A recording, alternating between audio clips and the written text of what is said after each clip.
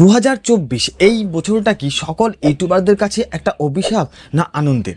কারণ বন্ধুরা এই 2024-এ ইউটিউব এত আপডেট নিয়ে এসেছে যেটা শুনলে কিন্তু তোমরা চমকে উঠবে। আমি জানি আমার এই ভিডিওটা যারা দেখছো তারা 2024-এর অনেক আপডেট সম্বন্ধে কিন্তু কিছুই জানো না। সো বন্ধুরা আজকেও কিন্তু ইউটিউব অনেক বড় কয়েকটা আপডেট একসাথে নিয়ে এসেছে যেগুলো বিশেষত করে শর্ট ক্রিয়েটারদের জন্য হতে চলেছে। তো তোমরা যদি একজন শর্ট কন্টেন্ট ক্রিয়েটার হয়ে থাকো তাহলে আজকের এই আপডেটগুলো তোমাদেরকে অবশ্যই জেনে রাখা প্রয়োজন। সো বন্ধুরা আজকের এই আপডেটে শর্ট ক্রিয়েটারদের জন্য যেমন ভালো কিছু খবরও রয়েছে তেমনি খারাপ কিছু খবরও রয়েছে। তো কি আপডেট ইউটিউব নিয়ে এসেছে সমস্ত বিষয় আজকের এই ভিডিওর মধ্যে তুলে ধরবো। তো বন্ধুরা আমার চ্যানেলে যদি তোমরা নতুন হয়ে থাকো অবশ্যই চ্যানেলটিকে সাবস্ক্রাইব করবে, ভিডিওটি লাইক করবে এবং কমেন্ট বক্সে অবশ্যই জানাবে ভিডিওটি কেমন লাগলো। তো চলো বন্ধুরা ভিডিওটি শুরু করা যাক।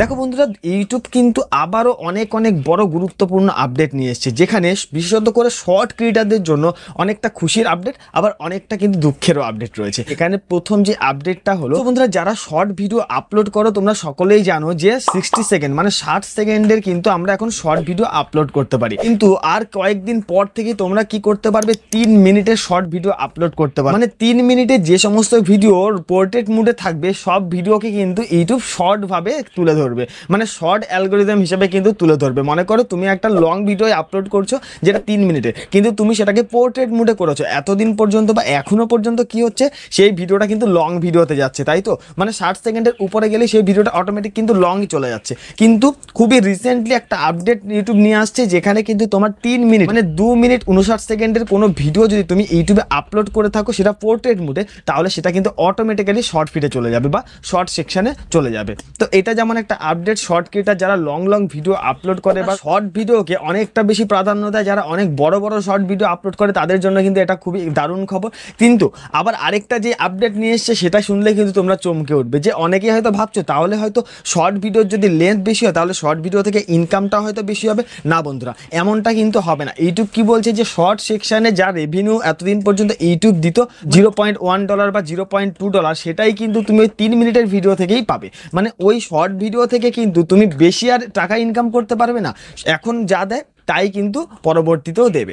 এর পরের যে আপডেটটা ইউটিউব নিয়ে এসছে সেটা কিন্তু অনেকটা বেশি গুরুত্বপূর্ণ। তোমরা হয়তো অনেকে ভাবছো যে যদি 3 মিনিটের শর্ট ভিডিও আমরা আপলোড করতে পারি নিশ্চয়ই সেখান থেকে আমরা ওয়াচ টাইমও ইনক্রিজ করতে পারবো, কিন্তু না বন্ধুরা এখনো পর্যন্ত কি হয় যে শর্ট ভিডিওর ভিউজ কাউন্ট হয়, কোনো কিন্তু ওয়াচ টাইম কিন্তু এখনো পর্যন্ত মনিটাইজেশনের জন্য কাউন্ট হয় না।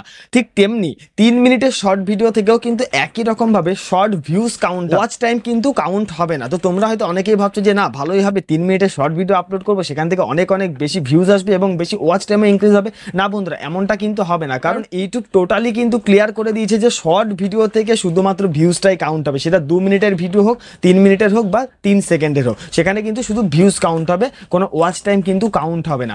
এর সাথে আরেকটা যে আপডেট ইউটিউব নিয়ে এসেছে যে এতদিন পর্যন্ত কি হচ্ছে যে 60 সেকেন্ডের যদি কোনো ভিডিও হয়ে থাকে সেখানে যদি তুমি কোনো মিউজিক বা কোনো ব্যাকগ্রাউন্ড মিউজিক অ্যাড করতে চাও তাহলে তুমি কোথা থেকে ব্যবহার করতে পারতে?